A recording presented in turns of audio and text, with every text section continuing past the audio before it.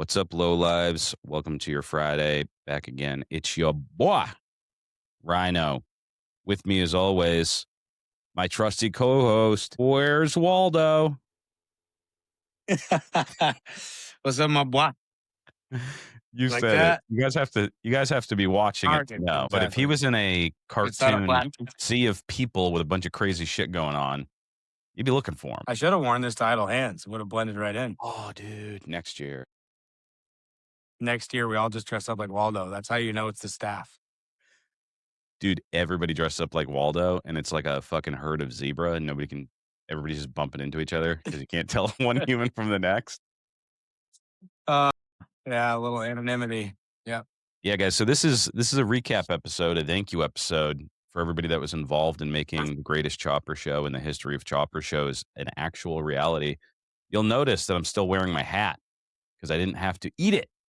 Because I think, in my honest, humble opinion, that it actually was the greatest chopper show in the history of chopper shows.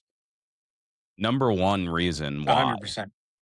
this chopper show was better than any other chopper show there's ever been is because the people that attended it, the people that were there, it was not so much a show about bikes, but what we had hoped and what the mission of the show and the mission of the Idle Hand show was, is bringing chopper people together from all around the country and around the world, hopefully. It was more like a garage night, on a massive scale. It was more like a fucking like a reunion with your old pals at an Irish pub. Like the feeling of like camaraderie and like just that all these people like we've never met face to face, but as soon as you see them, you're already friends. Like that was and it wasn't just for me or for Dan. Like I watched it, I watched it happen in front of me. People that had never met and now they're chilling together. And like not just like, hey, nice to meet you, and you go off and fucking look at some bikes. The bikes were not the draw. The draw was the people. And I think that is unique to the Idle Hand show. It's unique to the Low Lives here. And I think that that's what sets it apart from any other show I've ever been to. And that was my wager going into it. And to see it actually play out that way, I feel vindicated. But most of all, I'm really proud of what we put together. And for me, it was the greatest chopper show that I've ever been to. Period. Mic drop. Absolutely. Yeah, man. I couldn't have said it any better. My heart is so full. I hate when people say that, but like for real, I forget who I was telling. It might have been John. This is as happy as I've been in years. And this is Wednesday when we're recording this for context. So it's been a few days, and been able to see a lot of the content flow in and photos, and just hear from people, after the fact that have gotten home and it's settled in, and it's just nothing but positivity. I haven't heard one single negative thing.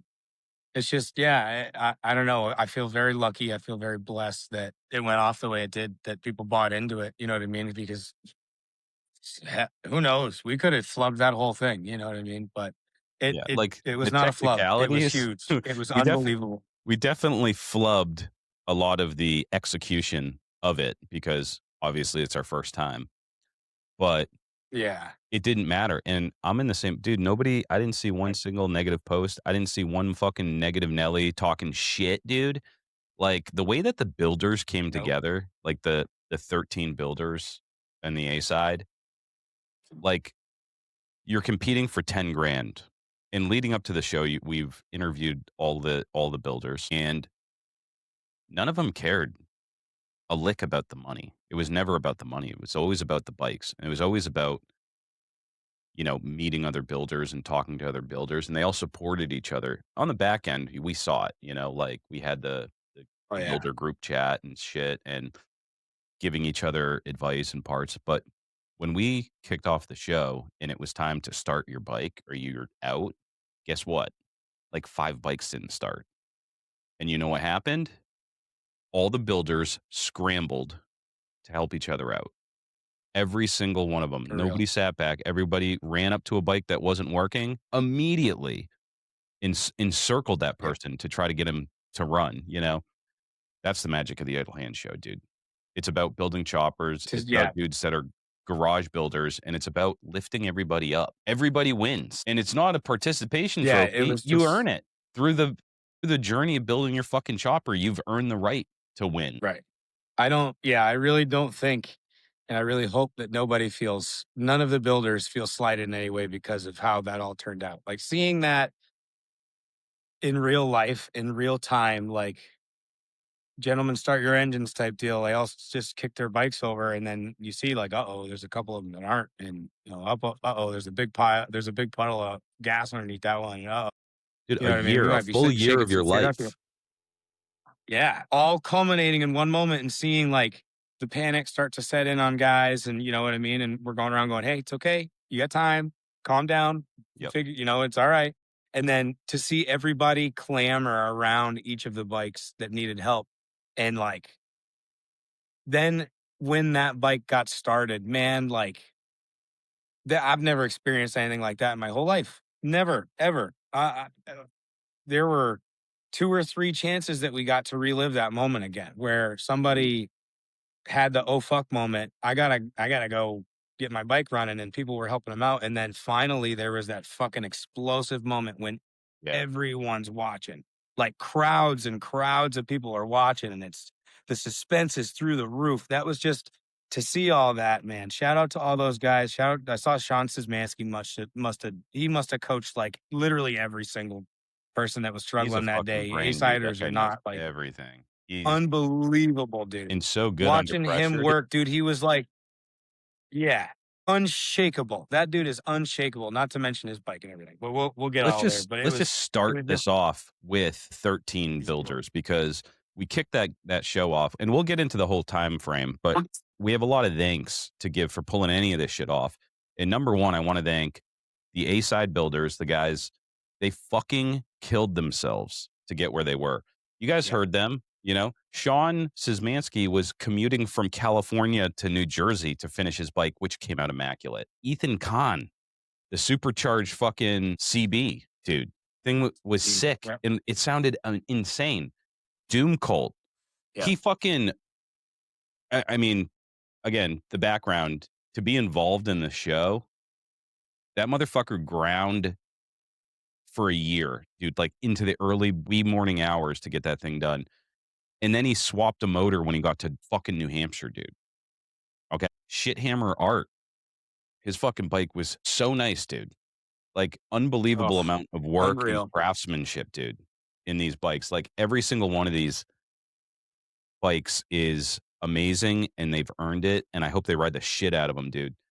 Speed and Noise, another I mean, Yep, nothing less, I would expect, but immaculate, yeah, perfect XS, dude. perfect It's the XS. it's the Yep, perfect XS. I've never seen a nicer XS. Papa Titty. This was truly, one of the yeah, most insane bikes I've ever seen, and again, he was one that was grinding it out at Fat Man's shop oh, for days before the show to get it done. yeah, The amount of respect and reverence I have for these builders for getting it done, every single bike started. Every single bike was ready for prime time. There wasn't a shit box in the bunch. Nobody phoned it in. Everybody killed it. Joseph Greenleaf, his bike, what is just one of the nicest bikes I've ever seen, one of the nicest paint jobs. I can't even believe he did that himself, you know, because he was like, I'm yeah. not a painter, dude, but that came out fucking beautiful. He was one that he One couldn't best start paint, his bike, but he's like, why the fuck not? It's always started before. right? Uh, Yep. And Revenant but he got it Choppers, running. I dude. mean, yeah, Revenant Choppers fucking Black Dahlia bike. He got that thing all the way from goddamn California to New Hampshire. I think he's still on his way home yeah. now, right? He's down in Massachusetts as we speak. Yeah, I didn't know he Jesus was Christ. lingering so long. I just I saw didn't know either. he's down in Salem or something. Yeah. Yeah. H79 Chopper. This dude is a Mm, wicked sleeper because he is not on social media, did not return my calls. He's the only one that didn't come on the podcast. Turns out he's just super fucking chill and such a cool dude. yeah, Him and his wife and his whole family came yeah, up for real. in that his chopper dude was just like, I loved it. It was like, again, like you think about like just a badass, like dual front brake, like, old club style, whatever, dude. Like that was just perfectly executed. And again, I really enjoyed talking to him, dude. He was just like, he's chill as fuck. And I respect him for that. Chopper Fisher. Mhm. This motherfucker probably has a new ulcer right now. I can't imagine he doesn't. I mean, he was fucking balls to the wall, dude. And in his personal life, he's been going through some shit too, like some shit. So Yeah, he had to have some really, really serious medical procedures 2 weeks before Idle Hands in California, yeah, in fucking San where there were Francisco. complications Yeah, in San Francisco, and then come back and then grind the fuck out of his bike that he made kick only. he was painting it Fucking the weekend insane. before. We were loading up for the Idle Yeah, Hands he show, and the weekend before, he had it bare metal. He hadn't even had it in Bondo yet, and to see what he put out, yep, unreal, unreal, yeah, dude. he did that in this shed in, like, 24 hours straight. He slept on this couch. Yeah, Like, yeah, and unbelievable. The yeah, amount of work that was put into those 12 bikes, and then we got astronomical. Evo Trash Rat. You guys all know him. His bike came out amazing. He didn't have any trouble starting it Amazing. either. No, nope, Yeah, that thing kicked right the fuck over. I right watched the the fuck video and over, he just dude. walked over and was like, "Prime kick, pow," and he just kinda Yeah. looked around like, "That was easy." What a wild style too. I mean, he did everything on that bike, and again, came all Yeah. the way out from Colorado, dude. Colorado came in heavy. And Mhm. then we did our redemption pick. The 13th pick, the judges chose MF Choppers with his Fuck yeah. Mhm. Yami, Yami Mommy, dude, Yeah, with his the sick XS, that lean. thing was wild, I think the lean wild alone, fucking dude, jump. this fucking thing was at a 90-degree angle hovering over the pavement. The lean on this thing is probably what got it over to the A side. It was I've never seen a bike lean like that and not fall over. Dude, the front engine mounts were like fucking 2 feet off the ground, like straight up. The fucking horn of that, the belly of that frame was like 2 feet off the fucking ground. That engine was at like more of a 45 than usual. It was wild. Yeah, Yeah, dude. that thing was super, super dope. Yeah. So I want to thank all the A side builders, but also all the B side builders, dude. Um, Yeah. they came out, dude. I was looking over there, and again, dude, like some of these bike. One of my favorite bikes in the whole show is on the B side. By the way, if I was a judge, it would have been on the A side, and I already told the guy, so I'm not gonna put his business out there. But there was a B side bike that I straight up, that would have been probably one of my picks for, like, the whole damn show, dude. It was wicked nice. Was it a Um, Sportster?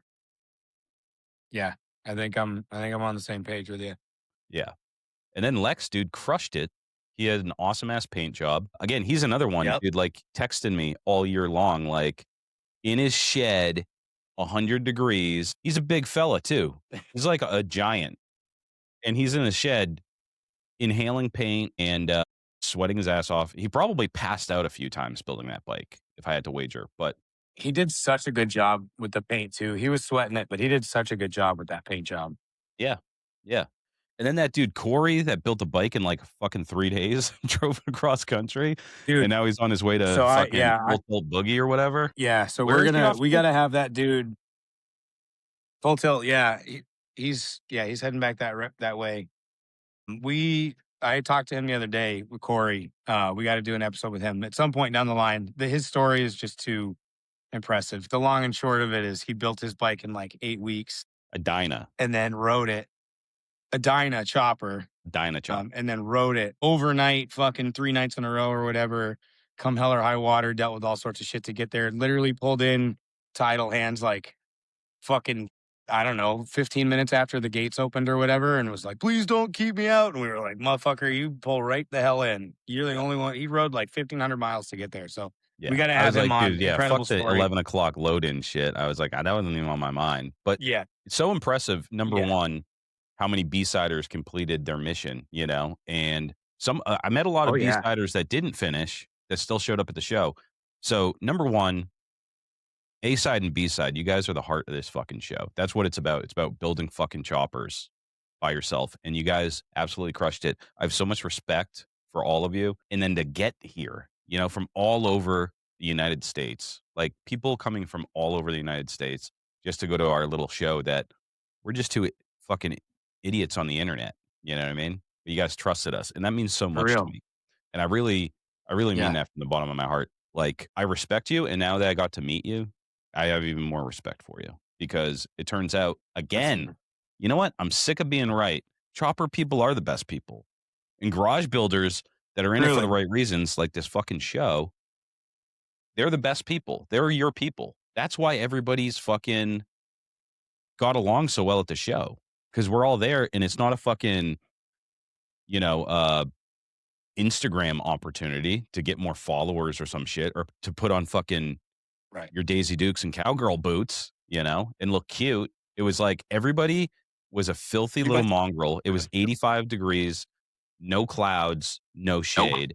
And we were just a bunch of hot, Yep. sexy mechanic girls and boys sweating our asses off in a parking lot.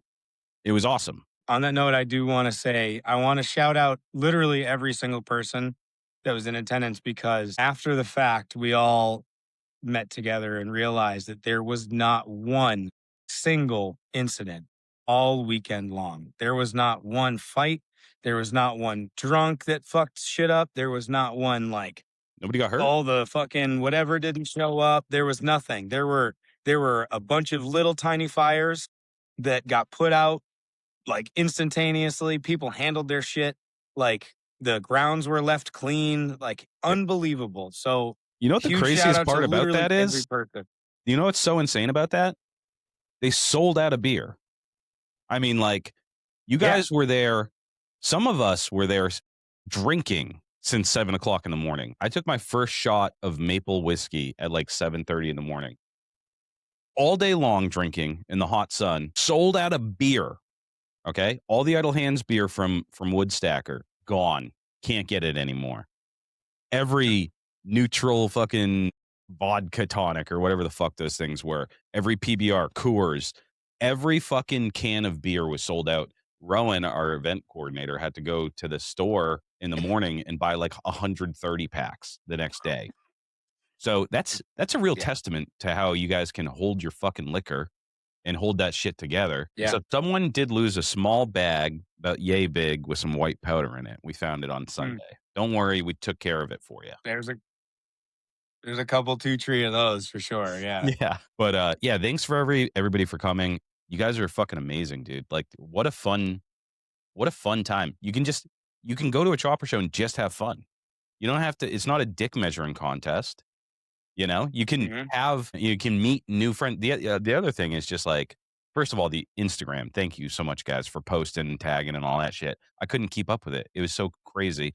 But just to see everybody was having fun with their new friends, it was always pictures of them with new people that they met, and they hung out and drank and had a great time. We also want to thank, and we're going to be doing we should do a show with them soon. But number one, Maddie and Rowan from Manchester Harley. Maddie, I think, yeah, he was just as stoked as us the day of the show. He's like, this is getting crazy. Yeah. And then when people started showing up, he was like, what the fuck is going on?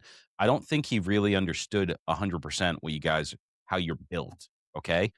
But to see it all come together and to see how many fucking people in behaving themselves, even though you're fucking in a beastly state of intoxication. You're doing all the drugs. You're sneaking in liquor. You're drinking beer. You're selling them out, and you still keep your composure like a motherfucking G. So thank you, Maddie, for letting us have the run of the fucking roost for the day. And thank you, Rowan, Hmm.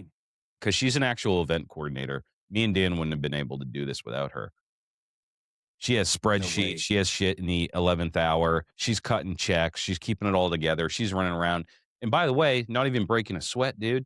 I showed up on Saturday to set up, dude. And by the time I hopped out of my car, I was a hot mess. I looked like I needed to be hosed down before I could go inside someone's house. Rowan, dude, she didn't even have a hair out of place. She was just walking around. She was like, telling people to do shit, moving and a shaking. Yeah, she's a real consummate Mm. professional. So thank you, Rowan. Thank you, Maddie, for 100%. letting us fuck up your house for a couple of days. And on the Manchester Harley note, Fish for being the spark. Fish was genuinely the liaison initially when this was the Reviver show, and a winter swap meet, and then a second attempt at a show. You know what I mean? It was Fish that that started this whole thing. It was his Yeah. idea to bridge the two together. So thank And you for thanks that. for And all obviously the thank you everybody at to Harley. their I was just gonna say their whole staff, because it was majority them that were handling parking, that were handling all like the stuff that was going on indoors, and The like it ladies at the was their bar, you bar. know? Like they staffed the bars. They made it fun You know too, what I like, mean? It was those all girls at they the had. bar, they weren't like, "How many had drink?" You know, Yeah. you go to some Harley events, and they only allow you, like, 2 beers, 2 light beers, hate Mhm. shit like that. These girls were just about it. They're like, "Woohoo! Yeah. Dollar beers all day long." No wonder they sold out. Yep. So, yeah, everybody at It was Harley was awesome. fucking Yeah, and dope, dude. They everybody let us ride there. the golf carts. Yep. They even said that if Yeah. you're forklift certified, they'd let you, use the forklift. So, maybe next year, if Damn, I you're didn't know fork that. Are I you? am forklift certified. Is a Legit? motherfucker. Hell yeah, dude. Oh, I work on shit. aerial lifts. Okay. Is it the same On cert? the forklift. No, forklift's like the easiest one I get. Oh, okay. Forklift's like a PowerPoint presentation and then go play with the forklift real quick. No, that's yeah. For I got the card. I'm a Yeah. card carrying member, baby. A couple other people that were involved with the show we wanna thank, Muzzy, the WAP. He fucking killed it on the artwork. He made all the banners. Mhm. He was there a day early to help set up. He was down to fucking party, dude. He did so much work. I mean, he did Yep. all this original artwork, came out amazing. We're gonna be using it year after year. He helped out with the, whatchamacallit, the art show. Um, Yep. he Yeah. showed up with it His piece was in a absolutely literal incredible. gypsy caravan full of art, and yeah, dude, he was just like, "Anything you need, I got it." He made it. It was effortless on our part. That's the thing that was so Yep. helpful, is, like, being able to delegate a task, and it just gets taken care of 100%, and he absolutely crushed it, and he was so excited the whole time to be a part of it. So, Chad, dude, I love you, man. You fucking killed it, and, hopefully he already agreed to be a part of Idle Hands too. Um, the other Okay. people involved in the show, Kenny's House of Horsepower and Fat Man, they ran the drags. But moreover, and probably more importantly, they opened their hearts and their shop to all the builders in Mhm. Idle Hands for days before, dude. That place was rowdy for like the week leading up, dude. There was builders in there and out of there. A side and B side. A side and B side, dude. He Yep. fucking stayed up. I saw text threads at fucking 4 o'clock in the morning and shit. You know, like they really Yep. hit it hard. So much respect for Fat Man for doing that. We didn't ask him to do that. I didn't even have that idea in my head. He just offered it up. I just Yep. saw it It's all come him. up in the group chat on the fucking builders thread, and they're like, if anybody needs help, Fat Man's shop is open. And they didn't do the work for him. They helped by Right. supervising and giving them some hints, but like they weren't you didn't drop your bike off at Fat Man's you got to work, dude. You know what I mean? Yeah. Um, In the 11th hour, when you're one of those builders and you are desperate to get that bike running, Fat Man is the guy you want over your shoulder going, try this, check this, check this, check this. This is how you check that. Not touching it. I saw a photo of him holding a fucking wiring diagram up to John Luke that's like, dude, it was like fucking college professor. So, yeah, that's the guy. So, thank you so much, Steve. Thank you, Kenny. Thank you, everybody over at Fat Man Custom Motors. Thank you to Emma and Piper for being the flag girls and stuff for the drags. The drags are a huge hit. It was awesome. yeah, that's the one thing I didn't get to see much of because it was like that day was just so packed with shit. It was like every hour we're launching something else. Another Yep. shout out to our ringleader of the Chopper games, Jesse, aka Powder Chef. That dude showed up in a motherfucking pimp outfit with a big purple hat and like a leopard skin fur jacket, dude. And he brought his own megaphone. We forgot to buy hot dogs for the hot dog thing, but Jesse kept it going. And Yep. yeah, dude, he absolutely crushed it. And thank you, Jesse. Hopefully we get to do that again next year, and hopefully we'll be prepared with hot dogs. Dan, how And much what time sucks and money is, did you spend on that dude, thing? I spent 2 almost full days assembling and then painting that thing. It was about $170 in fucking lumber and hardware. And dude, not one person came up to me or did I hear whispering like that we need hot dogs for the thing. For one, There was a gas station down the street that sold hot dogs. There was a Market Basket down the street that definitely sold hot dogs. And when I talked to Rowan, they have fucking hot dogs in the fucking building at Harley. So unfortunately, Ready I to didn't go. catch word of it, or I would have fucking come out. I would have come out slinging hot dogs from every orifice. Yeah. But yes, unfortunately, we did Yeah. miss that. We wanted to do it on Sunday, and I brought a thing of hot dogs on Sunday, but ain't nobody showed up on Sunday. So next year for sure, we're Yeah. not throwing that thing away. The hot dog hangman will be back. Yeah. We're not throwing any of this shit away. All right, we got it. Um, all right. Do you have a list of some of the other helpers that I we have want a to shout out? massive list. Yes. All right. Let's just Yeah, run down I them have real a quick because I want huge to get into list. the recap. But Yeah, I was gonna say I'm just gonna blast through some of yeah, this stuff real quick. We'll cover stuff in depth. yeah. Firstly, I want to I'm gonna thank the zip my. artists. All right, I'll be quick. Firstly, I want to start with the artists that contributed to the Dirty Dozen.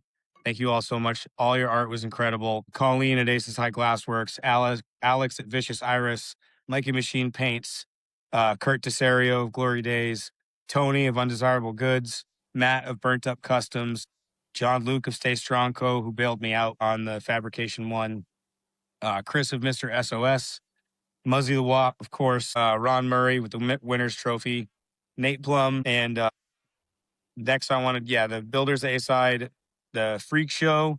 I want to thank you all those guys for coming. John and Bubba with their People's Champ bike, and also thank you guys for parking in the display and everything at the Freak Show. It looked amazing. Matt over at Kick Me Customs, his digger looked amazing. Jekka, his flathead. Derek Savage with his pan.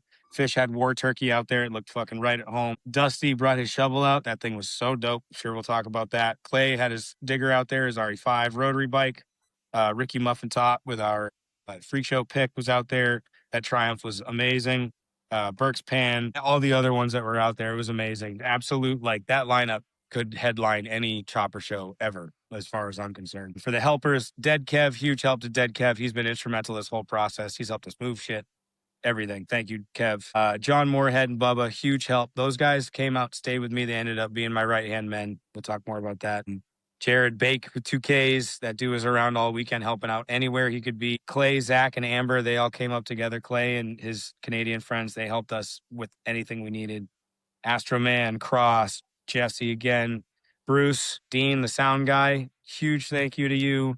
Eric, Bougie Billy, Alex, Justin, my buddy Justin Turk, who came and helped me build a bunch of this shit and helped set up on the day. My wife, Kayla and Connor, Hallie, our friend that helped us at the merch tent. They all handled it all day.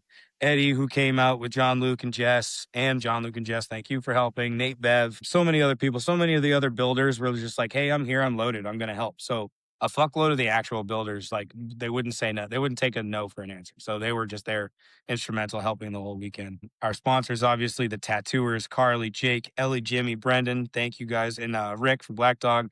Thank you guys for being there. Dean Landry was out there. It was amazing to see him out there getting photos of everybody. That was awesome. The bands, Give Up Hope, Stab, Bullshit Detector, Colin of Arabia, Cruel Hand. Thank you all so much for playing. Our vendors, we had a bajillion vendors out there. I just want to shout out Lizzie's Glizzies. She sold out, completely sold out. It was And amazing. Thank you congrats guys on so your much for blowing up first the show. spot. It was Yeah. so cool to see. She was beaming. Like it was awesome. That was one of my favorite moments of the whole I weekend. love So that how was they awesome. hang out as a family too. They had the daughter there, they had Yeah, Austin there, Matt's out there. Like, yeah. that's the kind of They're all family you want to involved. build, dude. You know? For real. 100%. Everybody has found their niche and it just so happens to all coexist at the same show. And it's like yeah, I mean, that's some real heartwarming shit. I've told Matt 100 times, you've won, man. If my kids like me half as much as yours do when I'm your age, you fucking win. That's the lottery right there. You did it right. So love those guys. Walteza was out there slinging parts all weekend. Thank you so much, dude. Muzzy, I wanted to shout out his gypsy trailer tent thing is so fucking cool. You guys got to check it out. Deadbeat Customs was out there, and then the food trucks, specifically Dead Proof Pizza, absolutely unreal. If you guys missed it, you fucked up. I Their missed it. tenders and pizza is I was walking up to the truck as off it the drove fucking hook. away and closed its shutters. No, you missed it. I missed it. All right. Well, at least you're local. We can go get it I whenever did you get a want. tender. So My that's kids got a that's tender pretty there, much and I did do the dad tax, and I was like, "Give me that tender, son." There you go. Oh, they're absolute crack, and it was cool. I got to see Dante. He's an old friend of mine, so it was good to catch up with him. So, Yeah, amazing. That was my short list. I'm certain that I missed a bunch of people, and I'm so sorry if I did. Obviously, we'll be talking about this for a long time, and all the Yeah. stories will come to light, and we'll give you your due credit. But thank you Right so there. much to everybody that was involved, whether I forgot you or Thank not. you. I have And a couple people, like the helpers came in true chopper dude fashion late, right? Like in the yeah, game. Like me oh and yeah, you, I want to shout out some of the people that reached out, like Sarah Brightburn. She came out. She drove actually yep, a long way. I think I want to say Delaware or something. Sarah, let us know. She came out with Timmy Swims and Fishes. They had, I think he's Delaware hmm or Maryland or something, but traveled all the way up. They were stoked on the show. They offered to help. People like that reached out early. And I was like, I remember the week before, me and you were like, yeah, I think we got like 10 people helping. And Rowan's like, oh, that's great. yeah, But it turns out we need like 50. But the day of the show, like yeah, you said, like the people that were in the show, all of our homies showed up. Everybody pitched in. Everybody was helping. Everybody was walking up. Me and Dan were like, I thought we were going to get way more set up on Friday, but it turns out 90% of this got set up on Saturday morning, and we're running around like fucking yeah. idiots. And we couldn't have, it definitely wouldn't have been done if it was just me and Dan helping, or even if we had 3 or 4 people helping. No, So I really yeah, appreciate everybody came in and was just like, what do I do next? And we're like, build a stage, get an army, and then dude, they're like, stage is done, and then it's like, straight up. 10 minutes later, huge shout out, Death Resistance. He came out to help. yeah, That motherfucker was scaling the Satan wall on one side, no ladder to hold bolts and drill shit yep, in, dude, like a fucking like a gorilla. And then also huge shout out to and him also, for fucking manning the carnival games, the only one that wasn't derelict of his duties. He yes, was doing the carnival games so huge shout out to him, dude.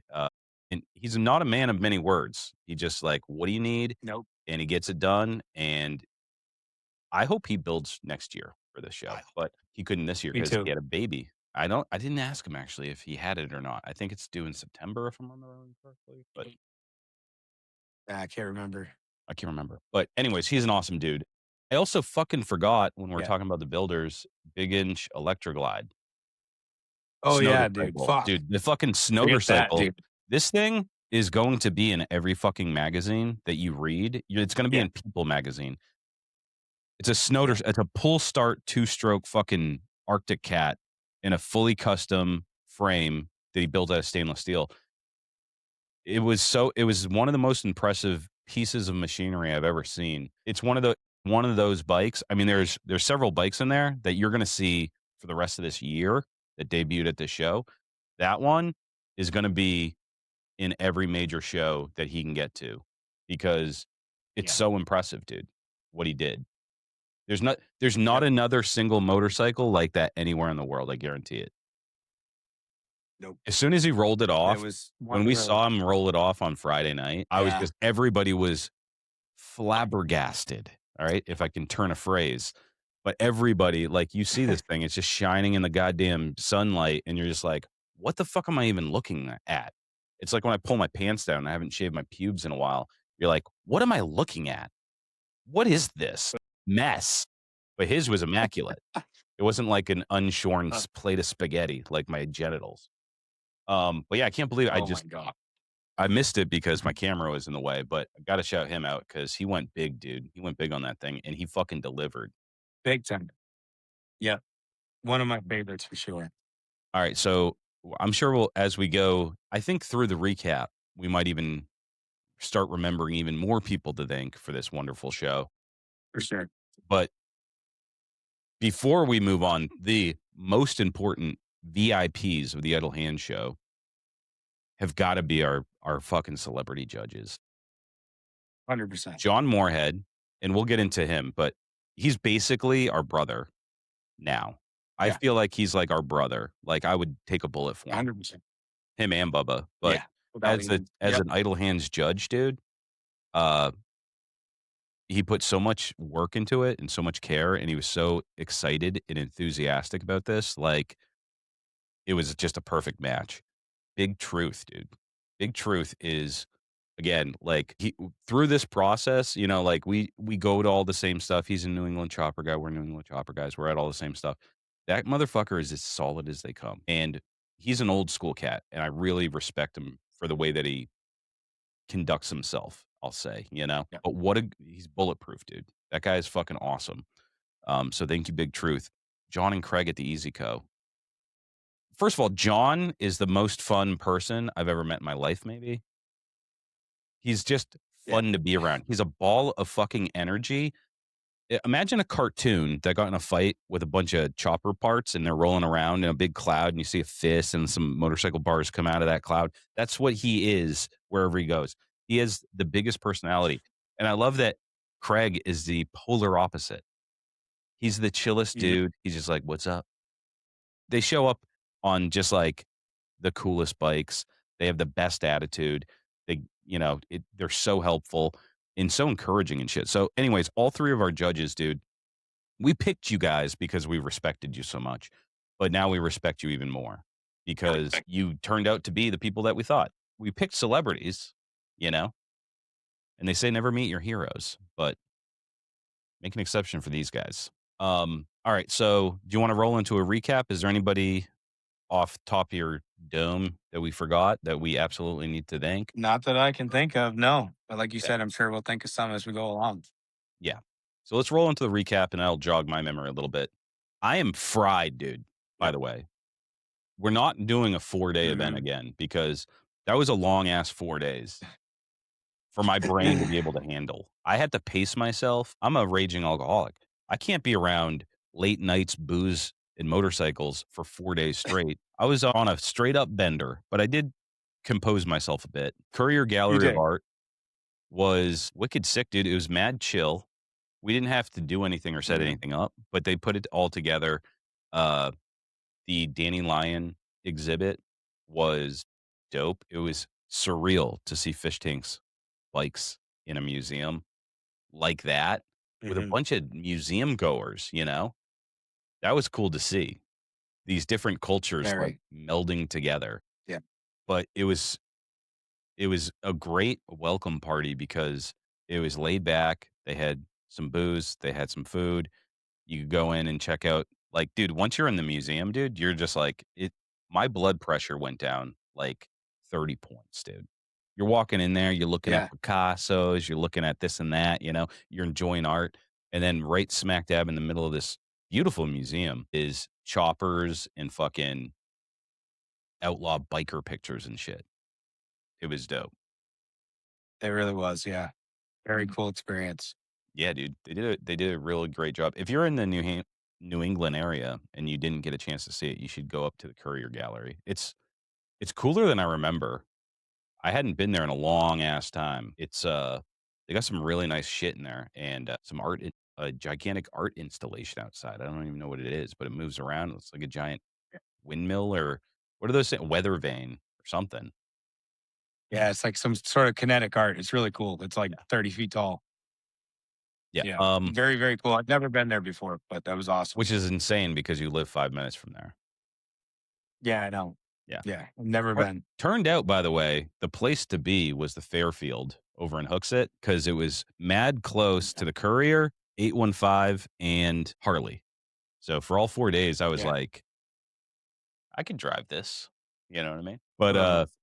yeah, dude, it was sick. But that was just chill event. People were showing up as like I met a lot of the dudes there for the first time that were builders that came out.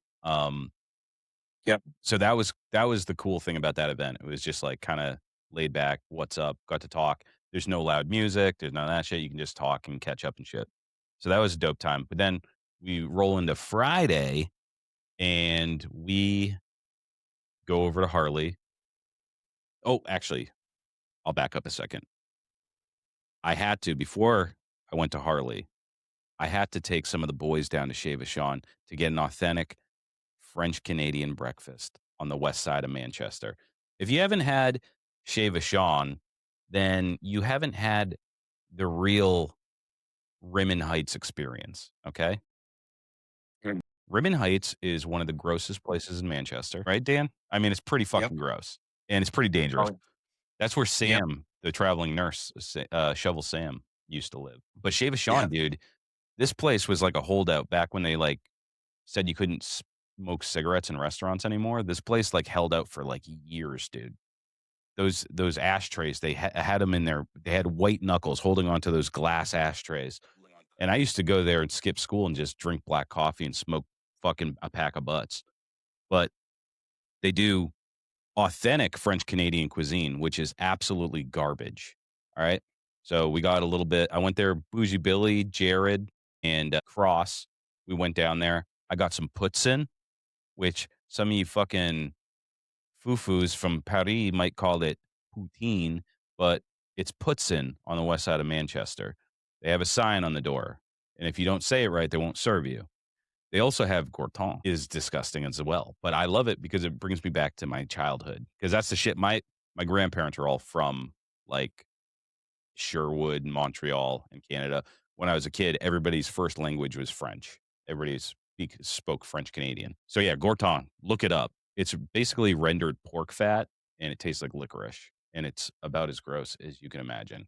But I had a side of that to charge up the batteries and some poutine, if you haven't had poutine, cheese curd gravy and french fries, which is the old artery clogger. We had actually, they serve booze there too. So me and Bougie Billy had some of that. Also, just in your mind, imagine that every about half an hour, Cross will come up to you with a bottle of maple bourbon, maple whiskey from Canada, and force you to take a shot.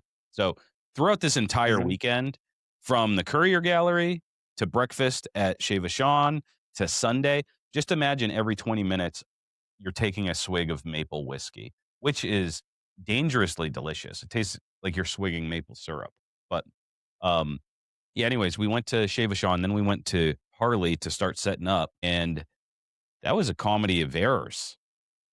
Dan bought us a tent for the you can tell Mhm. the story about the tent because this didn't exactly pan out had we how we imagined. Yeah, per fucking usual. So my Thursday night ended with John and Bubba were both staying with me all weekend. So we all ended up back here.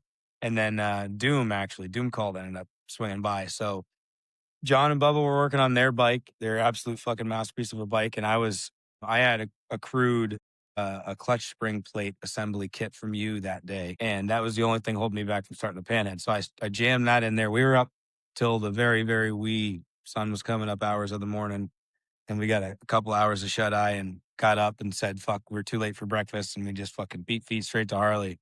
And yeah, so we started meeting people there and seeing bikes and whatever. Started ushering some bikes into where we were storing them overnight and whatnot.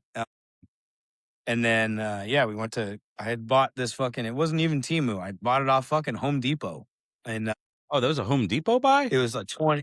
It was Home Depot, bro. Yeah, I know. It wasn't even fucking like everybody kept calling it the Timu, and I kept calling it Timu, but it was a Home Depot fucking purchase. So it was like I should have known. It was a 20 by 10 tent with walls and with walls all the way around. And it was $110 shipped or some shit. Right. So I should have known, but it was fucking plastic. It wasn't even PVC. It was like fucking basically thick straws that fucking slid into these fucking slightly thicker straws with different legs and arms, and None of it kept stuck falling together though. apart. We had to tape the That's whole the thing is fucking putting thing. it together, you'd put Yeah. it in, and then it would just you'd like erect it and it would slide out. Yeah. It was shit. It was very similar, but honestly less well built than like the little fucking princess tent that I got my daughter up in her room that, it's like fucking they just slot in together or whatever, and then you put the canopy on. Yeah. We had it set up for a minute. And then I forget we went back to moving bikes, or we were assembling the entryway or whatever it was, and someone came running around the corner and they're like, "Your art tent's fucked." Now I got a call And I was from like, Rowan. "Yeah, I figured that was gonna happen." So I got Oh, okay. yeah, she called it. We were all in the back stacking bikes, and Rowan called and she's like, "There's a slight problem with the tent." So I went around the corner and the Uh-huh. fucking thing had just imploded on itself. Irreparable at this point. And you also grazed over the fact that we had to tape it together because it wouldn't stay together as is. So Right. at first we had some duct tape, and when we ran out of that, we started using painter's tape. Yep. So the fucking thing was an Yep, it was, atrocity from the get go, and then the wind, just a slight wind blew it to absolute smithereens. This thing was not. We at that point we were like, all right, we need a plan B because we're not putting this thing back together. yeah, and luckily, Harley being as amazing as they are, Rowan was like, "We have 3 Harley branded, like, whatever, really nice easy ups that we're not using. If you guys wanna use them," you know, and we were like, "Oh, fuck, we could do our tent, and then the next 2 could be the art show tent. That'd be perfect." So we just did that instead, and they were like really, really nice easy ups. And I was intending it would have never worked because if you were there, you saw like on the inside of the easy ups, I hung curtains and fucking lights and like all sorts. Like, there's no way that other one was ever gonna fucking It's better survive. that So it came down with nobody inside it, no art inside it. exactly, Yeah, and no art inside it. Exactly. yeah. That 100%. That's why like immediately when I saw how like dainty it was, I was like, dude, is the second this thing buckles, I'm going to Walmart and getting easy ups. Like, Yeah. it's not even a big deal. Like, I'll go right now. It's not a big deal. So when it collapsed, I was like, guys, don't even like try and save it. It's still sitting in a pile out in my front yard. You Like just don't threw it. try and like We just loaded undo it up each and one. threw I was like, chunks just of it into the back of your truck, yeah, and we're like, there it yeah, sat for the rest of the weekend. hmm, But the alternative one that you put up did work because you were able to use the walls yeah, of it, and we right, had, good structurally sound easy ups. So, yep, yeah, for we sure, didn't get a whole lot. We got a lot of bikes loaded, but we didn't get a lot of the stuff. We couldn't put up, like, the entranceway that I had built because they still had customers coming in, and we had to get over to 815 for the VIP party. So, just kinda you had that we had most of the tents set up, and then we had a couple of vendors, like Deadbeat came the night before and set up their stuff to get a good spot. Chad came, Muzzy the Wop set up his shit, his gypsy yep, caravan, which is again, I was like, "You're parking it right here, buddy, because this thing looks awesome." But yeah, then we headed over. We didn't get much set up that day. We got partially built the front, the entranceway yep, to be, and that was a pain in the ass too because I put it together in yep, my driveway, which is not completely level like the pavement in the Harley parking lot. So and we had right. very limited tools. We didn't have a drill bit or any of that shit. So we used hammers, and John and Bubba actually got us through using their old noodles. But anyways, we got that partially set up, and then we headed over to the pre-party over at 815. Shout out to Ryan over there at 815. That place is so dope, dude. It really is, and he took real good care of us as he always does. Yeah. Like, thank you so much, Ryan, for having us. He was having a blast. He was passing out Malort shots. It was fucking awesome. We He had an bought he absolute brought he blast at that bought that place. bottle for that night. So thank you for he got the Mhm. Connect, dude, and he put it out on the table, and the Malort was flowing. We had Wood Stacker, our beer guy. He came over, Yep. and super nice dude, and he was super Mike. appreciative of the opportunity, as we were, to have our own beer. Yep. It debuted that night. People really liked it. So I hope they sold out of that night because I think he had a few cases of it. I was Yeah. drinking as Yeah, I many as wonder. I could, but 815 also makes the greatest old fashioned I've ever had in my entire life. So once I That is switched to correct. bourbon, dude, Yes. it was over. Yep. I made sure I had one as well. That's the first, like, strictly liquor drink I've had in a long time, and yeah, it was good, man. It straight up, it is the best old fashioned that there is. They must get those And the cherries food too, like, imported from, like, they don't Germany or some shit, dude. I've never had a cherry that good. yeah. Yeah, I don't know. Dude, even their fucking water, they're like the water that they give you on the table, it's not like I'm serious, it's not Manchester Tap. It's like Yeah, straight up, it's like cucumber water, cucumber lime or whatever it is, yeah, and it's the most refreshing shit ever. But everything there, the food there too, they're not like a restaurant. They're a cocktails bar, right? So they have like the tapas and kind of appetizers type stuff. But dude, you could get a fucking like a brick, like a literal cinder block of fucking this focaccia bread that'll change your life for like $5. And then the pizza was like mind blowing, teacup pepperoni, fucking like unbelievable pizza. yeah, Like everything there, they don't do like big meals. You're not getting a fucking burger and a steak there, but you get a pizza and split it with a couple people. Like, oh, it's mind blowing. It's so yeah, fucking good. Their drinks are amazing and all that shit. yeah, and it was a It great was so much time. It fun. was a great place to meet everybody that we hadn't met yet. Like, a lot of people came from out of town, like all the freak show builders, like Dusty showed up there and got to check out. Yep. And we're gonna have to get Dusty back on because that fucking bike that he built, it was so gnarly, dude. Like the handlebars, the Yeah. front end, it was just so I'm so glad I got to catch him outside. The lineup outside of fucking 815 was dope, dude. They had Knuckles from New Jersey and shit. I think those were Yeah. fucking Ethan Kahn's buddies. They had there was like a knucklehead and some other fucking shit. I don't remember, but they were dope ass choppers. Everybody was Those super dudes chill, were dude. rad as hell too. And we were just the booze was flowing. Everybody was chilling. Yeah. Again, 815, dude, if you are a single uh lady or a single man and you want to impress your date, bring them to 815, dude. Get some cocktails. For real. Get some of that focaccia, dude, before you bump uglies. Get some cushion for the Oh pushing. my god. I had some of that shit, and I don't eat a lot of bread, dude, right now. I was putting some focaccia down. I had one I'm like, I've "Maybe I'll have it, never like, a little bit, dude," and I was just eating loaf after loaf of focaccia bread. yeah. I've never had focaccia like that before, ever in my whole life. It was unfucking real. But I got yeah, that it was super charcuterie sick. Thank board you again, Ryan. charcuterie That's board life changing with too. that focaccia bread and the fucking brie, like, the melted brie and the jam and shit. I musta Yeah, dude. and like you were saying, the pizza, I had this pizza that it was like a sausage pizza or whatever, spicy as fuck. But every time I took a bite of any of the food, and there's tons of food out, I came in my pants, just like a little bit, like when you have a wet dream. It wasn't like a full load, but like every sip Becomes yeah, of the old fashioned, every sip of the Idle Hands beer, every time I took a little bit of that brie, smeared it on the focaccia, just a little bit of pre cum came out. It was amazing. yeah. So yeah, dude, we had fucking Malort and a bunch of yucks and got to hang out and chill. Again, it was another chill night. We were pacing ourselves at this Yeah. point, and we knew that the big damn show was the next day. So yeah, I think we headed out. I went back to the hotel room. You went home, and then bright No, and early on we Saturday. went to the B-side Oh party, fuck, I dude. forgot about that. Yeah, we went to the B side Yeah. party. We went to a whole ass yeah. Rhino's probably doesn't remember much at this point. I had at Rhino had a least couple 2 four of those treat old dude. fashions. At least four. Yeah. I can And put you them had at down. least 2 of the Idle Hands beers, I think. So yeah, Rhino was feeling pretty good. But yeah, we waddled on down to Strange Brew and met up with like there were so many motherfuckers down there, dude. Inside, outside, everywhere. People flowing in, people flowing out. It was sick. A bunch of the people came from the pre-party, our pre-party, and went down there, and it was just it all mixed.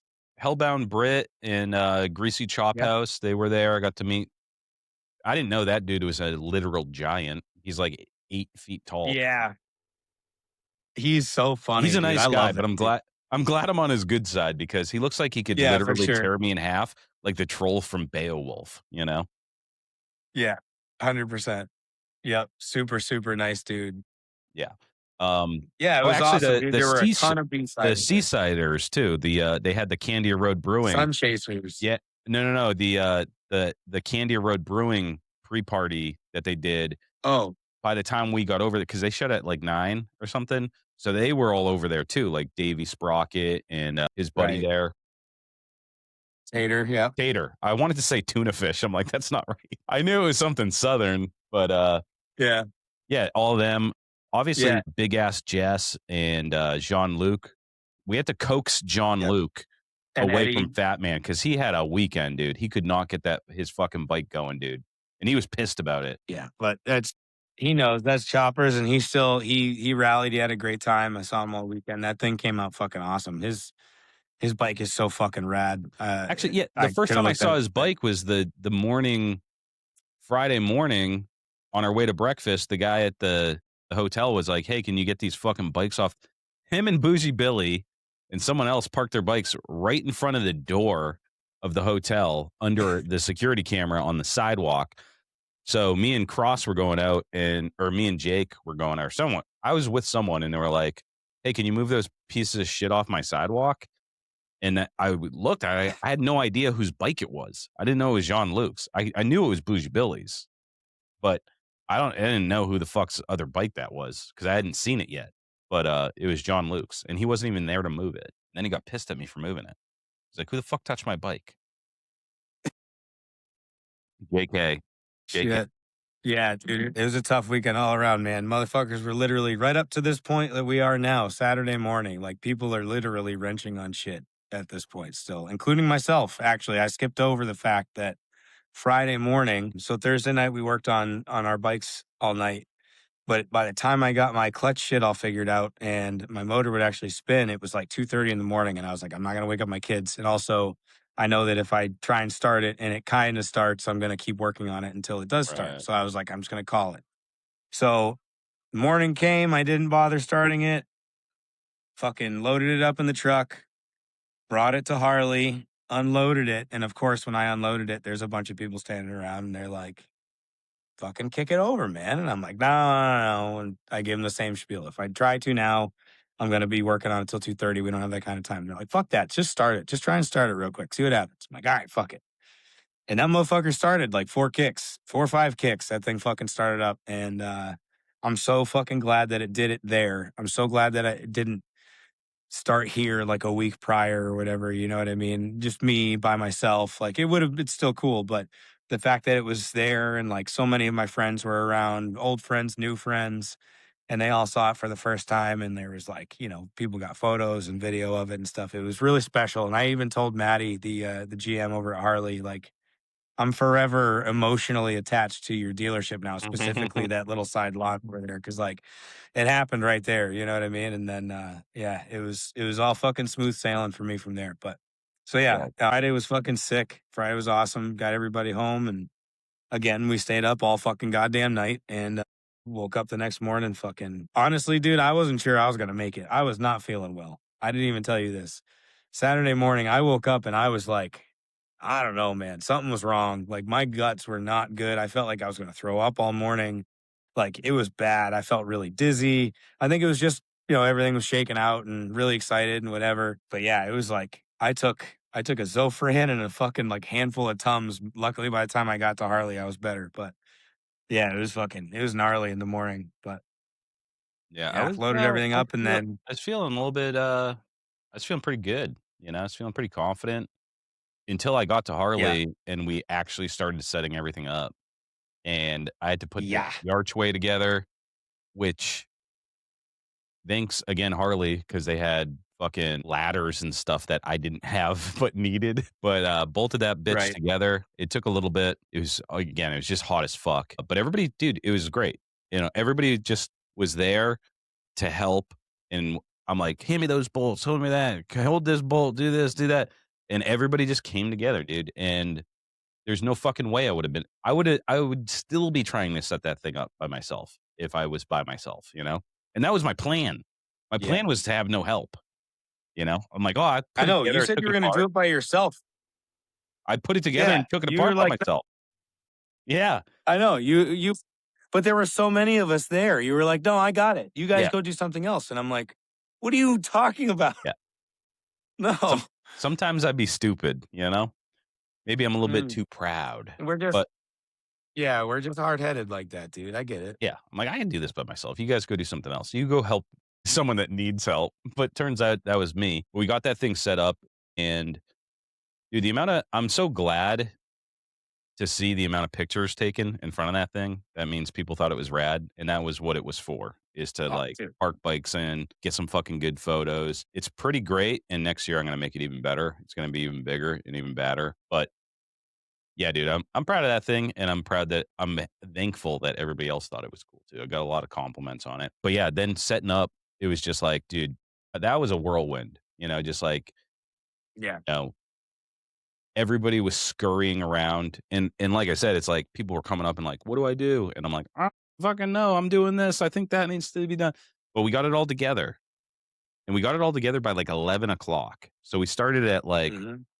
what time? 7, 8, something like that. Yeah. Yeah, I think it was about 8 when we were actually, like, Let's moving get shit some shit around, done. parking bikes, and Yeah. So 8, 9, 10, 11. So 4 hours parking bikes. We got everything set up, and it was time. I ran back to the hotel room because I was a fucking sweaty mess, and I was like, nobody's gonna want to talk to me like this in this condition. I yeah, I went didn't back. go anywhere. I was still setting up the fucking art show. Yeah. I took a nice quick shower, and then I came back, and it was go time by that time. I think it was, like, right at 12. So right at 12, people started coming in. We're just chilling. And then at, like, 12:30, we're like, "Alright, it's time to get going. Let's start these bitches up, dude." And we had A side and B side and the freak show start their bikes all up. It was a goddamn clusterfuck. It was nowhere near as orderly as I had imagined it in my head. No, But with that many no. people, dude, like, I had a bullhorn, and I was just like with the amount of people that were there at that time, and by the way, thank you everybody for being punctual. I really respect that too. Yes. People came in at noon, dude. Everybody was there, dude, and people were coming. We started up all the bikes, and I actually, even though it was all fucked up because it just it just happened, like I was over talking to the B Yeah. side. I'm like, "We're getting ready." And then the ace side just started fucking kicking them over. But then I was just like, "Start your bikes, They got everybody." excited. And to hear that many bikes starting up at the same time was so fucking dope, dude. And that's what we were talking about Yeah. earlier. Everybody's helping each other out, A side, B side, anybody whose bike wasn't starting. And then we're like, all right, let's kick this motherfucker off, dude. And we did. What was the next thing? Oh, yeah. Drag started going. The fucking chopper We did the game redemption started. pick. What's that? Oh, we did the redemption We did pick. the That's right. redemption pick. Yeah. Yeah, we did the Yep. redemption That pick. was That was the insane. first order of business. And we told you that was Yep. motherfucking choppers with the fucking slick Yep. lean on the Yami. I don't even know if Yamaha guys call it that, but that's what I call them. Yep. But yeah, dude, he was Yamaha. stoked, and he worked hard, man, and he's been a friend of the show for a long time. So big ups to that dude. I'm glad he Yep. got in. And like I would have had a really Absolutely. hard time because there were so many great B-side bikes. And again, like that was probably the hardest decision because at the day of the show, the judges wanted to do unanimous decision. You know what I mean? So they all were talking to each other, Yeah. and they're like, they didn't wanna do the voting thing, which I respect. When you're talking about 150 bikes, rank ordering makes a lot more sense, but when you only have, like, a handful of bikes, it makes more sense just everybody agrees, like a jury. Yeah. Yep. But, yeah, then we had the redemption pick, and then we kicked off the games, the drags, which was super silly, which was awesome. We had It was so Choppers much going down fun. there. We had fucking Ricky Muffin Top doing fucking wheelies down that shit on his fucking electric gyroscope or whatever the fuck it is.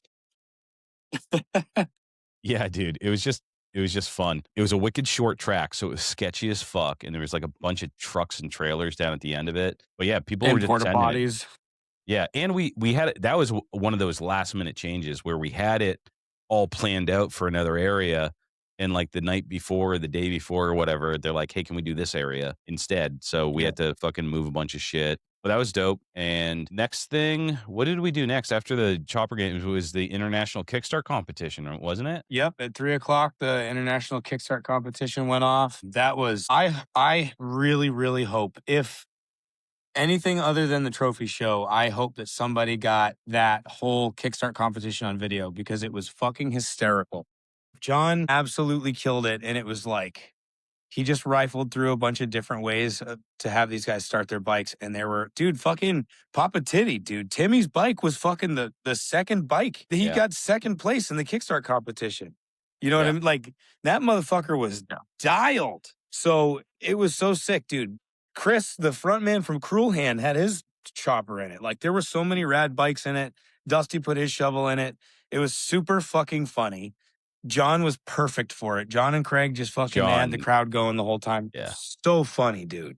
yeah, he's It's really so good at good. it, and in fact, I was, Danger Dan called me after the weekend to congratulate us on a great show and all that shit, and I was like, "Dude, John absolutely crushed the Kickstart competition, and he can do it every year Mhm. as far as I'm concerned." He did it at the, Custom Yes. Social, crushed that one, but the one here, it was a lot of people, and it was just a bunch of silliness, but how many people did it start with? I missed the beginning of it. Oh, In dude, there was fact, like, John came up to me and I was was, like, "Hey, shouldn't we do this now?" And because I was just lost. I was just, like, running around talking and all that shit, and he's like, "Hey, you guys wanna do this yeah. competition now?" And I was like, "Yeah, yeah, yeah, yeah, let's go." So I missed the beginning. Yep. Yeah. I happened to be down there around the beginning, and I got to watch. I want to say no, I did watch the second half. That's right. I missed the beginning, so I made my way probably the same time you did. And then I realized while we were down there watching the Kickstart competition that we were going to be doing awards at 4, and I had forgotten something that was kind of important, and that was who the fuck is picking all of our fucking trophies? Like, we had a bunch of trophies for like best Harley and best this and best that, that like the trophy maker wasn't necessarily the Right, right, bike right. picker. So we had to not only figure out who was picking them, we had to ask them to pick one.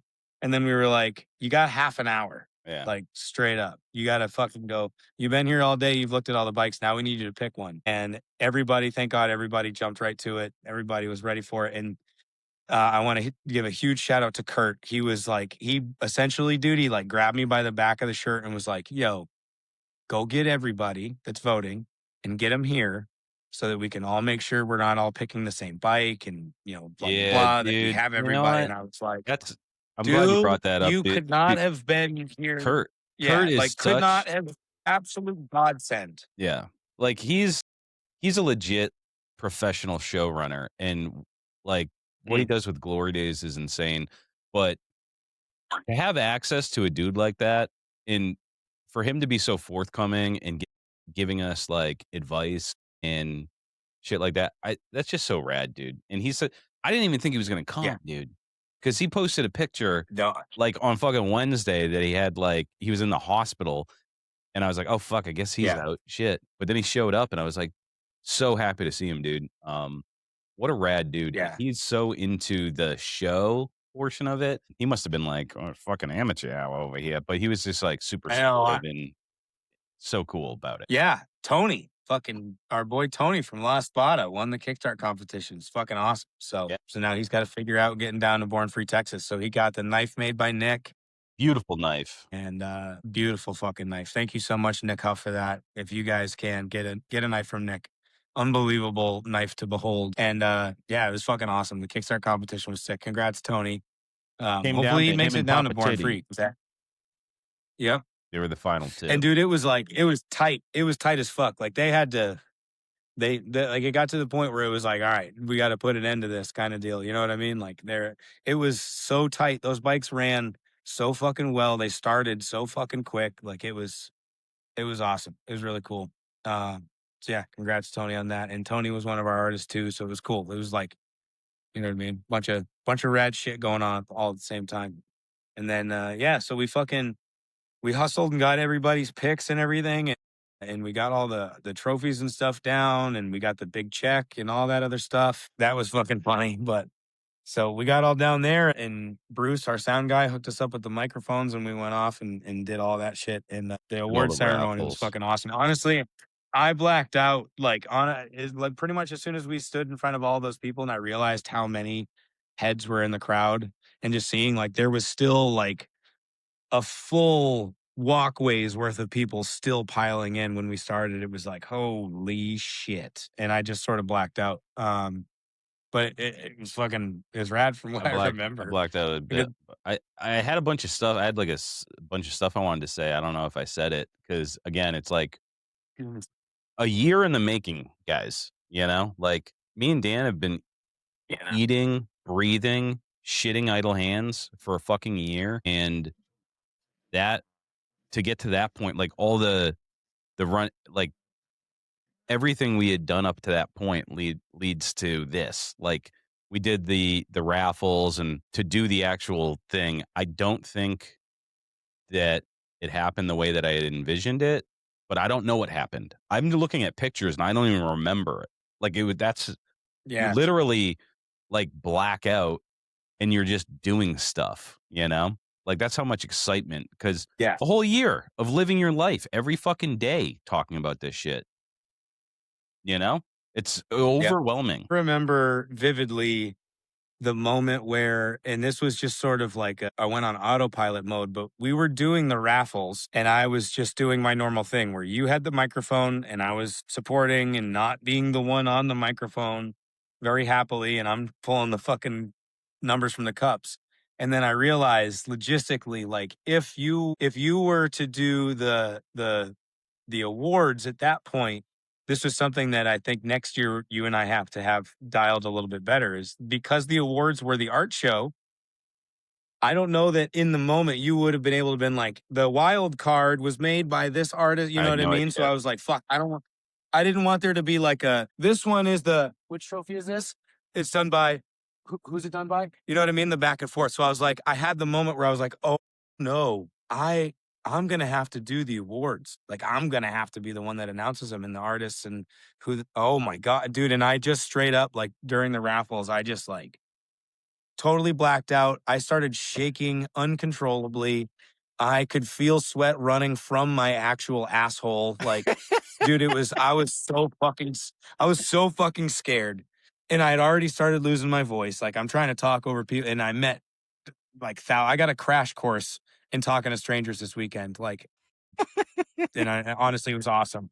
But at that point, like I was just, I don't know, I was so overwhelmed and terrified at that moment. And then I don't know, we did the raffles. It was sick. We fucking gave out some awesome fucking shit. Thank you to everybody who contributed a raffle item.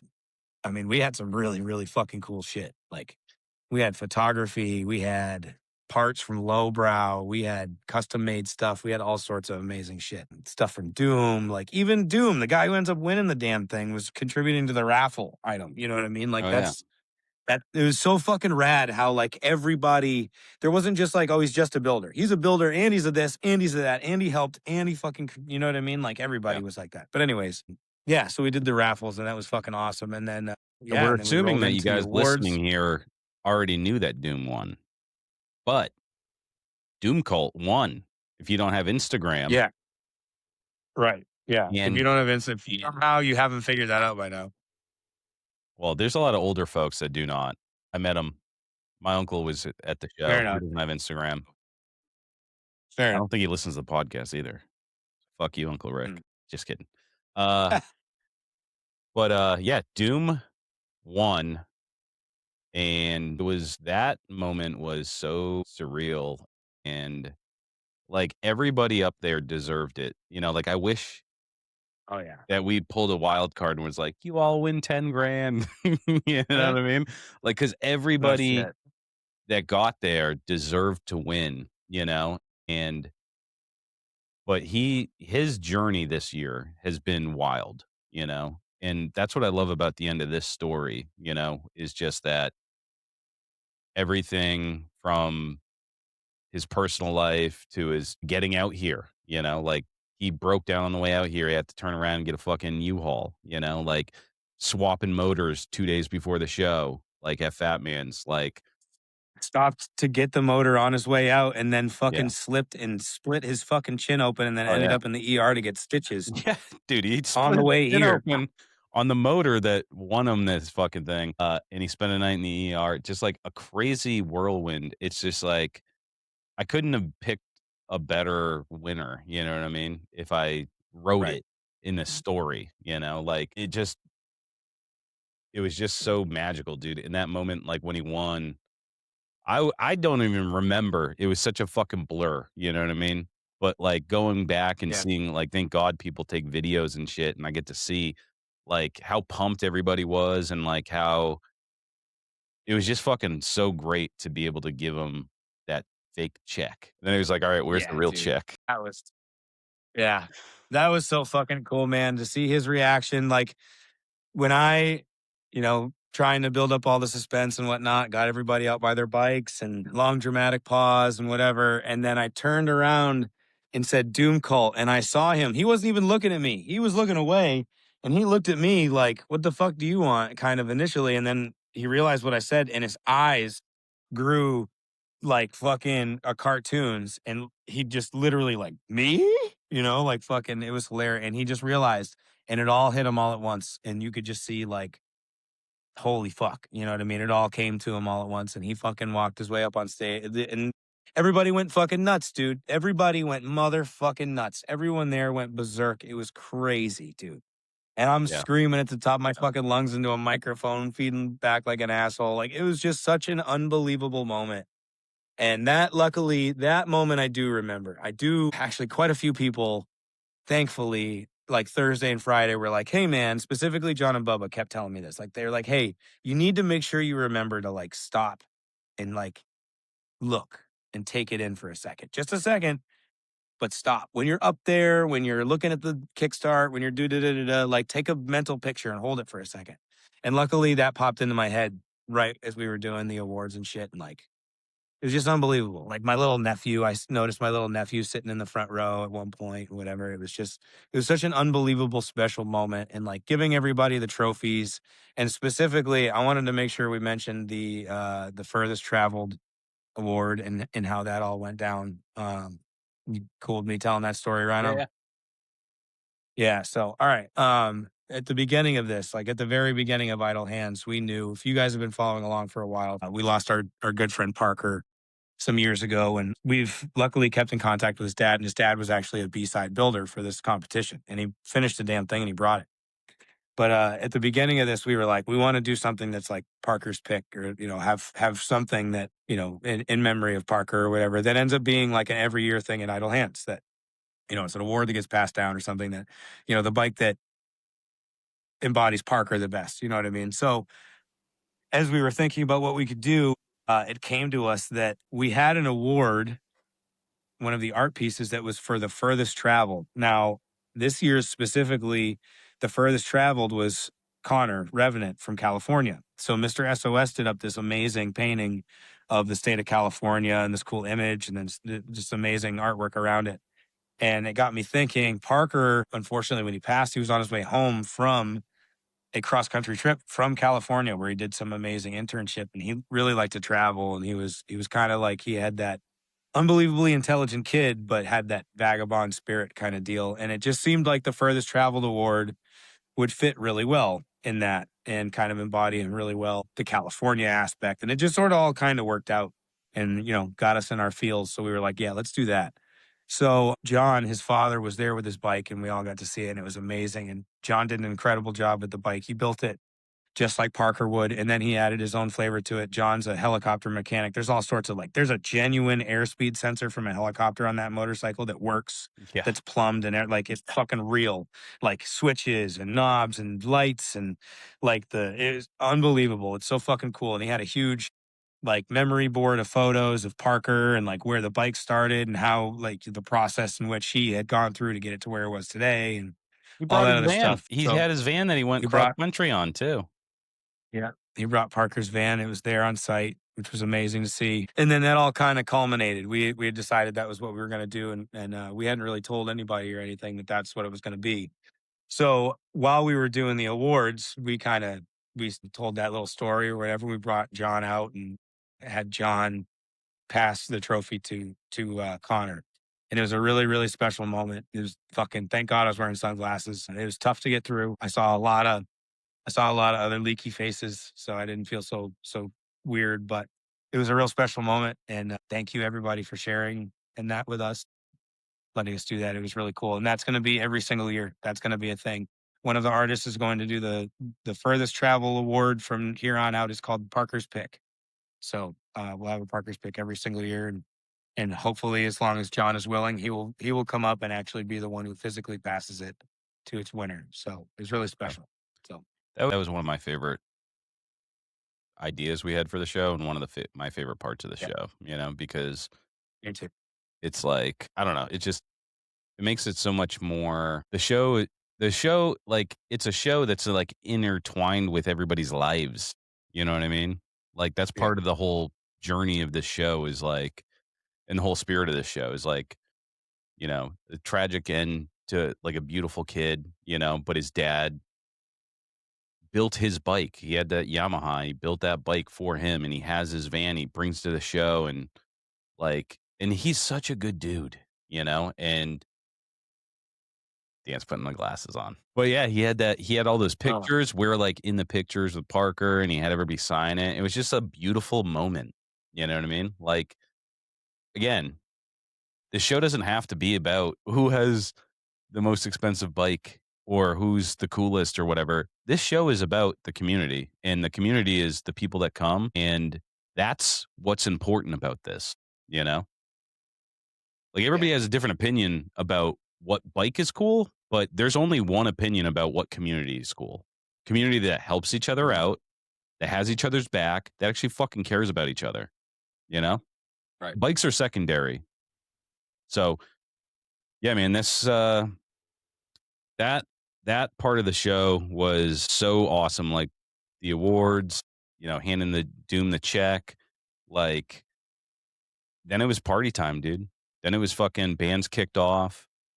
Everybody breathed a sigh of relief, like, all the everybody's stress just melted away at that point. It was like, "All right, Yeah. now it's party." There's no other things that we have to do, like, everybody was relaxing. We got to hang out for hours, listen to some fucking music. Dude, I was at the hardcore show. They killed it, dude. All those bands were sick, Mhm. dude.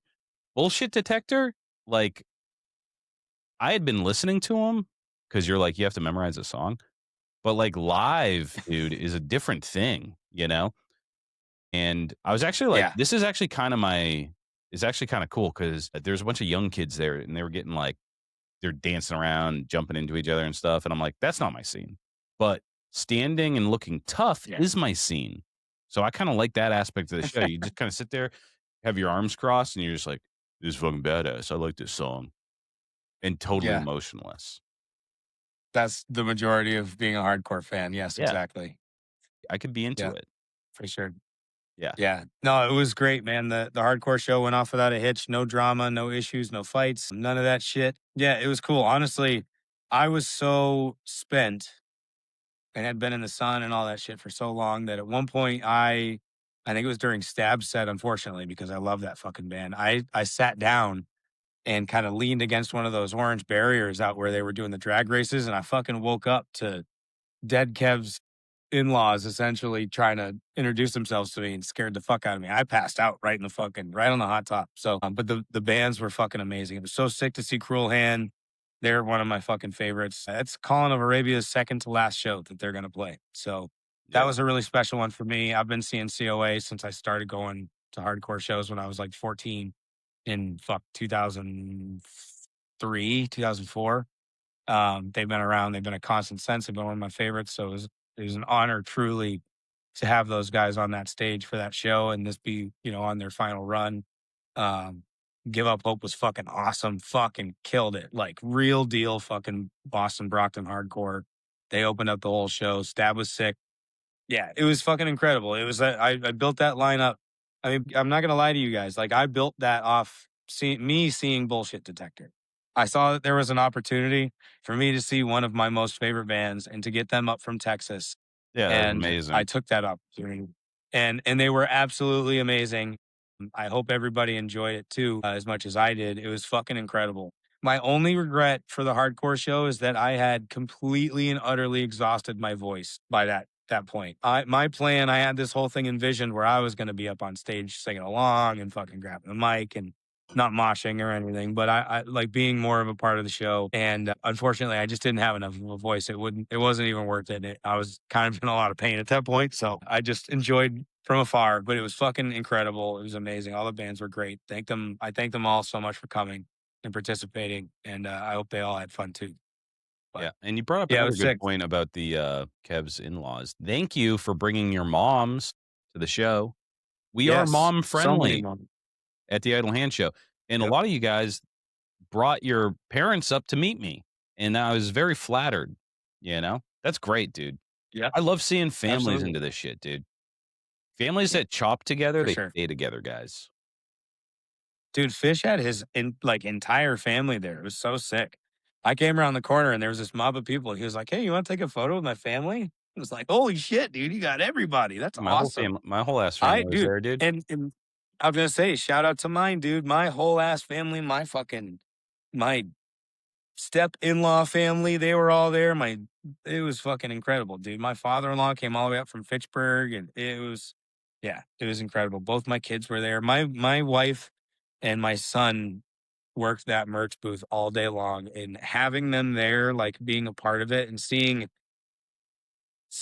the way my son kind of like he said it 100 times, just like realizing, like, oh my god, my dad was a part of this. You know what I mean? I'm sure you had the same experience with your kids where it was kinda like, "Damn, like, my dad put this on," you know what I mean? Like, just to see the sense of pride in me, you know what I mean?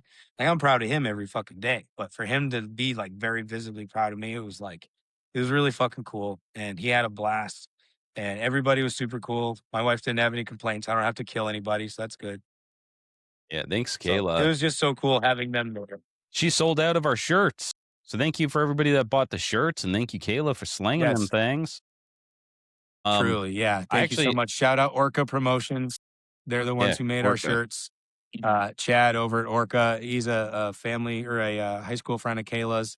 He stepped in like real last minute, hooked us the fuck up, and those shirts came out incredible. They're on comfort colors. The prints were amazing. So Yeah. we're absolutely going to continue to go with him for merch in the future. And next year we're going to have a fuckload more Have merch. a to have more, yeah, more shit. But Mm, you were talking about your son being proud. I have to really sell it with my kids. I have to be like, "Hey, I did really? this." I'll be like, "Hey, you know Yeah. that show that's going on right now? I put it on." And my daughter could not care Yeah. less. She's like, "Yeah, cool. Can I have some pizza, loser?" Yeah. I think my sons are Yeah. I'm mildly saying. amused by it, but yeah, it Yo, was for sure. everybody's welcome at the Idle Hand Show. We love moms, we love dads, we love milfs, dilfs, and gilfs. Okay, bring them all next year. Which, all right, let's get through Sunday. Let's get through Sunday real quick. Yeah. Yeah. Real quick. So the show's done. There was a big pool party back at the Fairfield with the Sun Chasers. I dipped out. I was so exhausted. I sat in bed. I was gonna go down to the pool party, but I was like, in fact, I invited everybody. I was like, pool party at my hotel because I was drunk. And then I got to the hotel and I went up to my room and I was like, actually, a glass of tequila and watching Demon Night sounds a lot better. So I just passed the fuck out after like 3 minutes. But then Sunday we came. I slept the fuck in too. Dan texted me at like 8:30 or something or 7:30, and I was like, "What time are we supposed to be at Harley?" And you're like, "I'm 3 minutes away," and I was like, "Oh fuck, I just woke up." So I just boogied No, down it there. I was got down there. I was only like 5 minutes late, yeah, no. and then it was just a chill day. We're eating hot dogs. Everybody was saying their goodbyes. We're just hanging out, drinking what little beer they had or that Rowan bought that morning. Walt Tezza, he was set up. He had killer ass parts, dude. I wanted to buy them all. I had no Yeah. money. Yeah, dude, it was just a chill day. We're just like we just chilled. I got a tattoo from your girl. It took Harley, yeah. Yeah, dude. It was fucking sick, and it was in a very this is a very tender spot. Mhm. But it was good, dude. I needed to get an Idle Hands 2026 tattoo. Shout out to everybody that did get an Idle Hands 20. Yeah, for real. I have something in store for you maybe next year. I'm gonna have something. It may be like that's a VIP pass. If you got a fucking Idle Hands tattoo for the first year, you deserve to get something Mm, special. But yeah, that whole day was just chill. Everybody was loading up their bikes, leaving at different times. We hung out until the very end. Then we had to break down, which sucked. yeah, Didn't want to do that. But that hurt. everybody helped. Everybody stuck around, helped tear it down, load it up, get it to where it needed to go. And I mean, dude, our tent was an absolute shit show. All the trash and broken down boxes and fucking random ass shit and gifts. Dude, everybody like not cool Nate Bev had like little gift bags. Put it on. Oh yeah, boy. That's my hat Yep. now. Um but yeah, dude, everybody was just super chill, and it was awesome being able to have that time to be like, "All right, see you later, goodbye." Uh, and it was a good Sunday, but by the end of it, dude, by the time I got home at like 5, 6 o'clock at night, I was fucking assed the fuck out, dude. I was tired, Mhm. but Yep. and then I had to work the next day, which fucking sucked. Monday was the worst day of my life, dude. Coming off of that Ugh, high and then going back to work and pretending like I give a shit was really fucking hard. the one thing that I did right 100% this weekend, I can say for sure, was take Monday off because Monday, my son was supposed to go to like summer camp or whatever, and I took Monday off, and I was like, I ain't doing a goddamn productive thing all day. So we woke up and we were like, "You're not going to camp, kid. We're hanging out all day." So we just hung out as a family. We fucking bounced around. It was like 100 something degrees and miserable humidity. So we just like fucked around. We went to Barnes and Noble. We went shopping. We went out to dinner, whatever. We just had a family day, and it was like it was the perfect way to like decompress, get back into like dad and husband mode, and like You know what I mean? I got to spoil them a little bit all for, going through all the craziness of this past weekend and having strangers in and out of the house all weekend and shit like that. You know what I mean? But it was like by yesterday when I went back to work, it was like, okay, it's a bitter pill for sure. Getting back to it, the blues are in full effect for sure. But honestly, like I'm still so full. I'm so beaming from this past weekend that like nothing could fuck with me right now, dude. Like nothing. I didn't get mad in traffic today. I like nothing. I'm chilling. I'm cool. I drove the entire way to work this morning, all the way down to Plymouth, Mass, with no fucking music on. Cool as a cucumber, dude. Like I'm just, I'm so relieved that it worked. I'm so relieved that everybody enjoyed it. That my own personal goal of having a running motorcycle there, that that came to fruition. And because God knows that was a fucking struggle.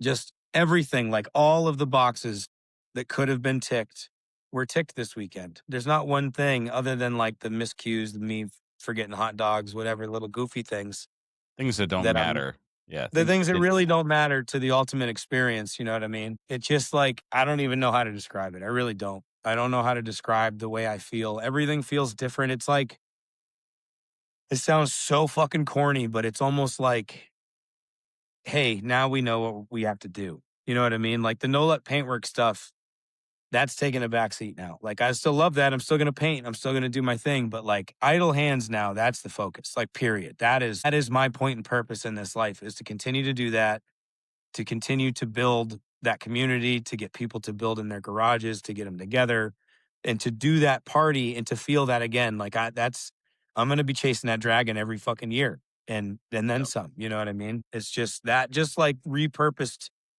everything about choppers for me. That just clarified everything. It opened the fucking door wide open for me. I know now. I'm good. I'm so secure in that.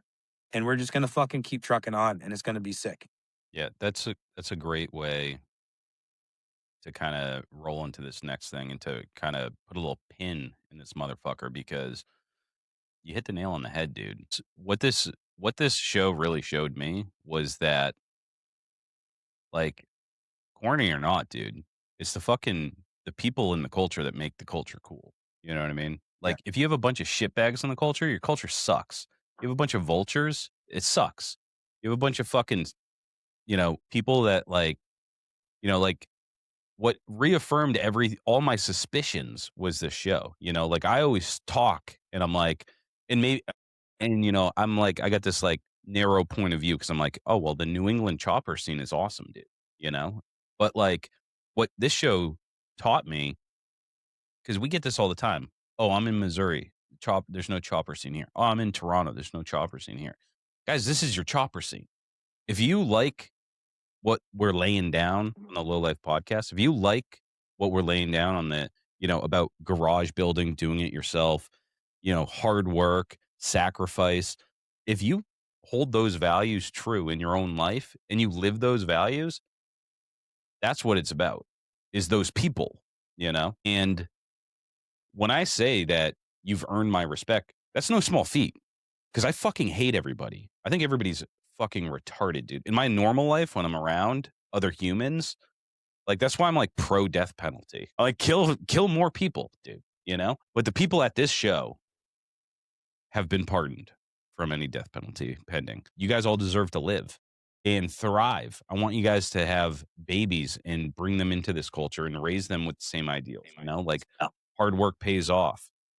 Helping, being selfless. Nobody. I didn't pay anybody.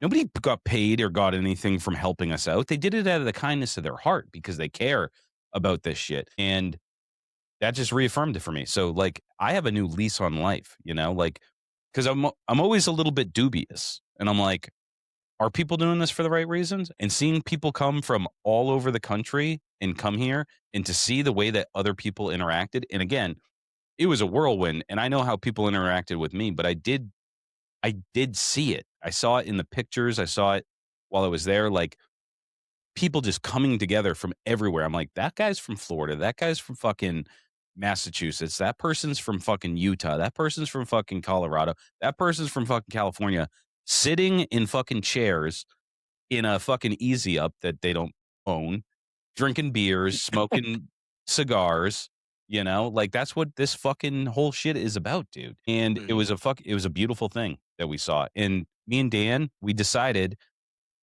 that this is the first of many Idle Hands show. We will be doing Idle Hands 2. We are already planning Idle Hands 2. The day after I got back, I started a new spreadsheet. We learned so much from this experience, and we want to make this show bigger and better than ever next year. And we are going to be kicking this shit off fucking soon. I'm going to be talking to Dan this week. I already built a website. I already have submission forms. I already have ideas. We've already been talking and spitballing. We're going to be doing a post mortem with Harley Davidson in the very near future. And we're going to make this show number 2 even better than the first. Okay. So you missed the first, you missed the magic of the first. That'll never be repeated. Okay. To get this show to be what it was, you can't repeat it. So if you were at the Idle Hands 1, you witnessed some magic. All right. Mhm. Idle Hands 2 is going to be bigger and better with the same spirit. All right. We're leaning into that DIY. We're leaning into that garage building. We're leaning into that culture. And we have a lot of great ideas. So stay tuned because we might even have something for you next week. I don't know. I'm so excited for Idle Hands 2. I can't wait to start it. That's Same. the best thing about Idle Hands, guys. It's an annual thing. It happens every year, but it's for a year. We kicked this shit off in July of last year. And it was a year-long experience that culminated in this one show on Saturday last week. But we're going to be doing it again. And we're going to be doing a whole nother year of it. So get those fucking projects ready, buddy. Stay Yep. tuned. Perk up your ears. Tune into the Low Life podcast. Daniel, is there anything else that we missed that you wanted to talk about before we shut her down? I'm sure there's so much that we missed that will pop up in the future episodes and whatnot. Just again, a very sincere, heartfelt thank you to every single person that was involved, that showed up, that reposted a story or a flyer, that built anything to do with it. And thank you all so much. We really want to double it and then some next year. We can't wait to see what we get for builders. We can't wait to tell you who we're thinking for judges. Yeah, it's gonna be great. So here we go. Fucking get your projects ready. Fucking A, dude. You guys heard it here first. Idle Hands 2027 will be underway shortly. Stay tuned for details. Until next week, low lives, get in the garage, get in trouble, have fun, and never stop chopping.